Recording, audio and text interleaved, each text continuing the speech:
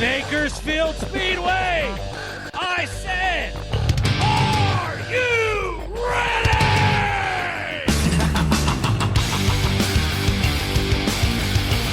Every October, the best of the best gather in the Golden State to settle the score. From Bakersfield, California, you're listening to Moxie Media Promotions at the Budweiser Nationals.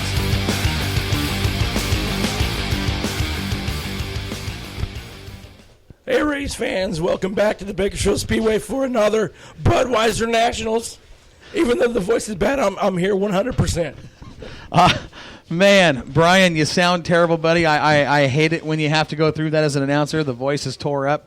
Budweiser Nationals, 32nd annual edition here from the Mike Mosier Tower. Great racetrack here in Bakersfield, California. We're set to go qualifying with our late model division in just a couple of minutes. This year's Budweiser Nationals, we talked with Sully on the pre-race show. This isn't just the Budweiser Nationals this year. It's a whole lot more, as it's the tradition and the hype and the nostalgia of the Budweiser Nationals, but racing in the memory of Bailey Schweitzer. This is one that if you've ever wanted to win the Budweiser Nationals, this year it means more than ever.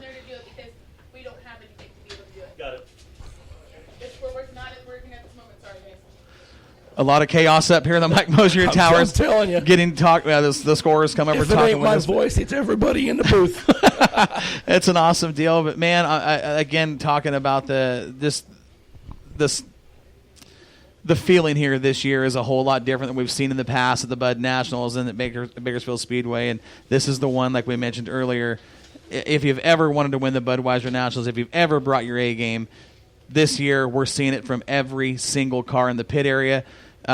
We're doing it in honor of Bailey Schweitzer this year, and for those that don't know, she lost her life in Las Vegas to a scumbag idiot. I'll say it on the air. Yeah, no good exactly. punk. Unfortunately, we're gonna have to race in her memory tonight, but it's gonna be an awesome deal. These guys are excited. I've never seen the Bud Nationals like this. The car count through the roof. It's actually crazy with the cars that we have here tonight. The fans are in for one heck of a treat. Not just tonight, but we're going to do it all over again tomorrow night. I'm hearing 150 cars. Is that what we have in the pit area? Yep. Unbelievable. 150 cars here for the 32nd annual Budweiser Nationals. And we were talking in the pre-race show with Sully. There is no way I would put $1 to a dime to try to pick a winner in any division this year, because it's serious business out there. Yeah, because these guys, they come prepared for this show, and some high caliber drivers, and I tell you, this year it's even better than it was last year. So if you're here tonight, you're in for one heck of a race tonight. I guarantee you that. He's not kidding, race fans. We took a pit walk earlier, and we looked around, and the 5 years that we've been doing this show with Moxie Media, coming down and helping you guys and having a great time, I've never seen it like this. The car count, the quality, just the attitude. I mean, this is going to be the one where if you don't go, you're going to get run over. 165 cars in the pit area tonight. 165, race fans. That is unbelievable. And we don't have to do a recount on that one, let me tell you. We're not going to. It'll take us all night.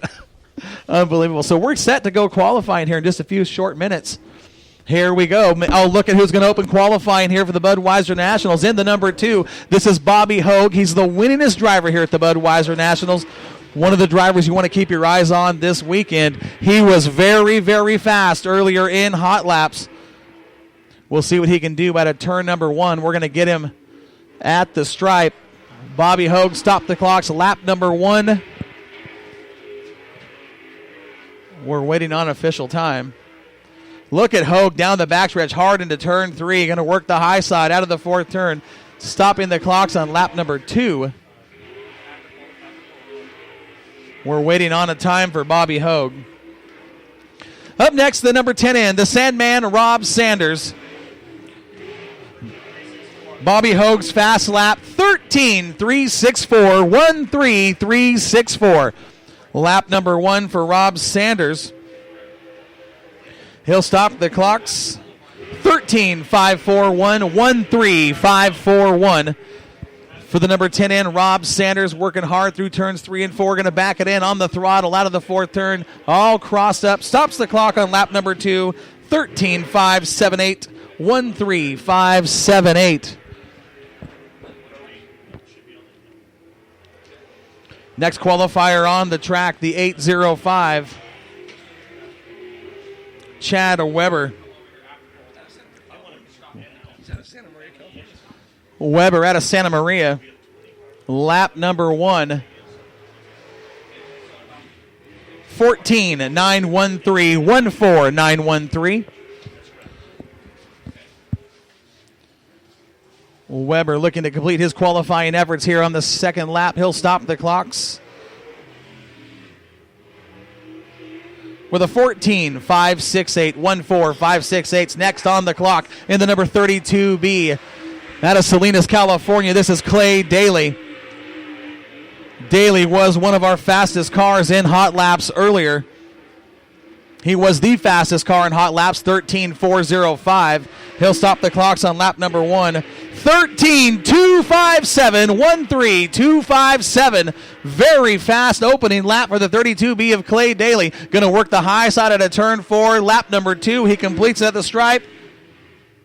13.056. 13.056.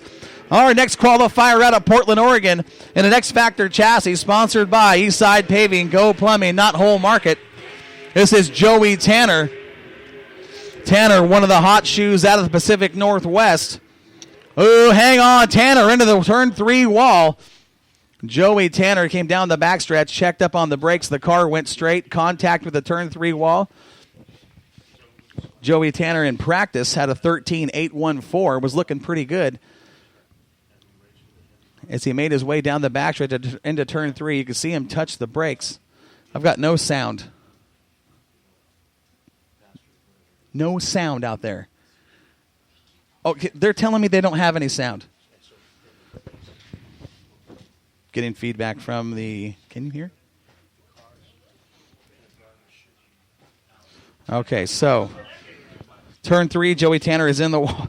Up against the wall. Fast time so far is being locked down by Clay Daly. 13.056 was his fast lap.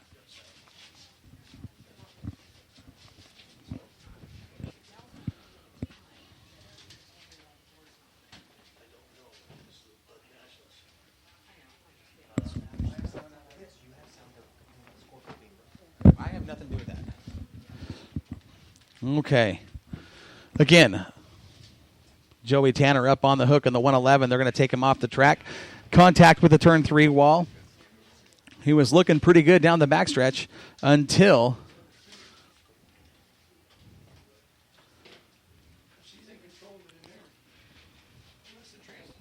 kind of a weird situation on the 111. He drove it down the backstretch, touched the brakes. You saw the left front lock up. The car went straight to the wall.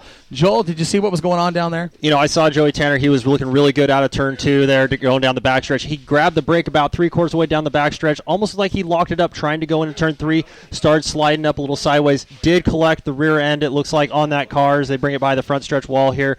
Joey Tanner is one of the premier drivers out of the Northwest, took second in points this year at Willamette Speedway. And it was in a very close race. He's got some work to do as they make their way back to the pit area. That is a bad start to the Budweiser Nationals for Joey Tanner. We're going to go right back to qualifying, taking a look on the backstretch. Our next qualifier out of Sweet Home, Oregon in a Swartz chassis. This is Kai Frick. Frick, one of the young drivers out of the Pacific Northwest.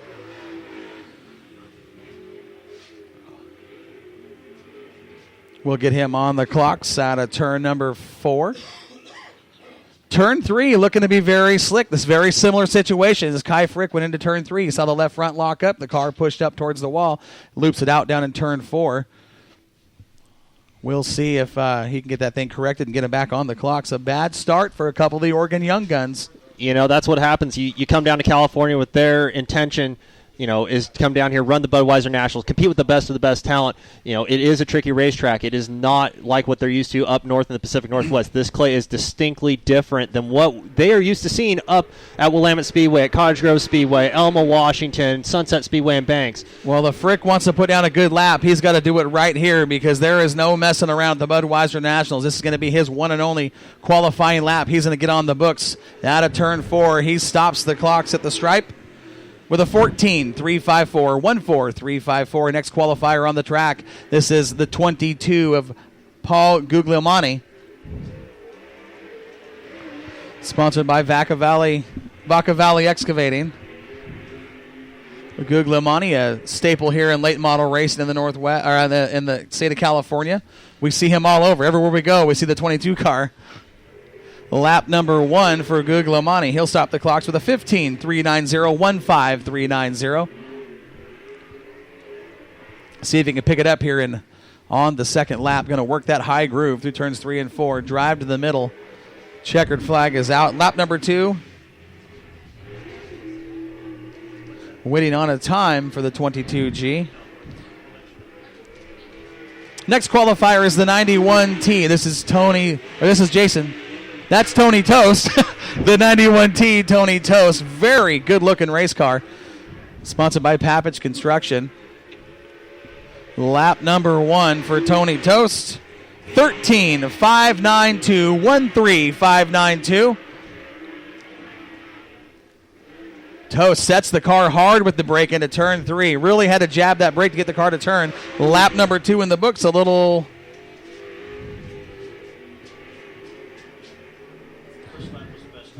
(13.592) his fast time. Next qualifier on the track, the 5L. This is Cody Laney. What city is he from? Cody Laney out of Torrance, California.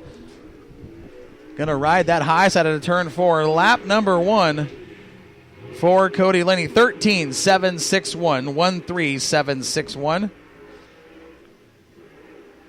Very good through turns 3 and 4 in his second qualifying lap. Lap number 2 in the book. And he will go.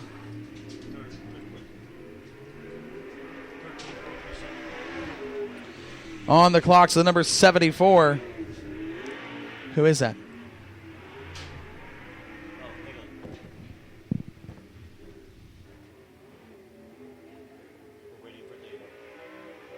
13.437 was the fast lap for Cody Laney. 13.437.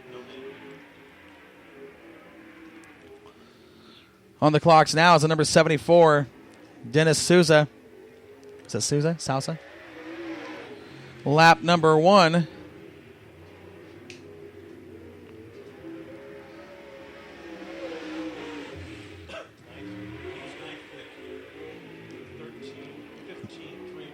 For who?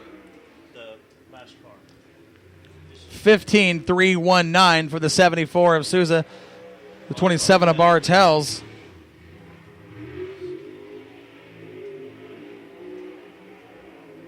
Bartels 14.697 on lap number 1. See if he can pick it up here on the second lap. Hard at a turn 4. There's the checkered flag.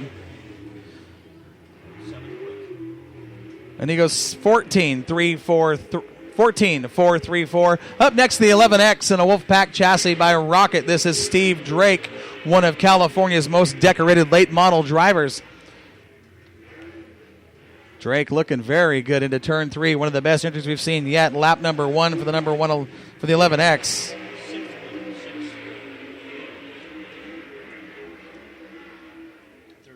(13.633) 13.633. Lap number 2 for the 11X of Drake. 13.584, 13.584. And the number 51 out of Oregon. This is Todd Sieg.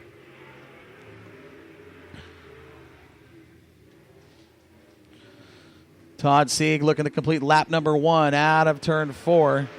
He goes 15.177, 15.177.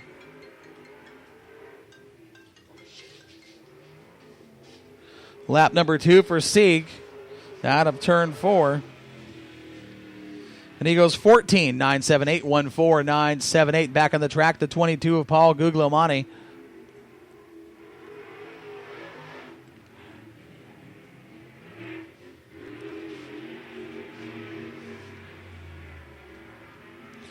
Guglielmani back on the track on the 22G.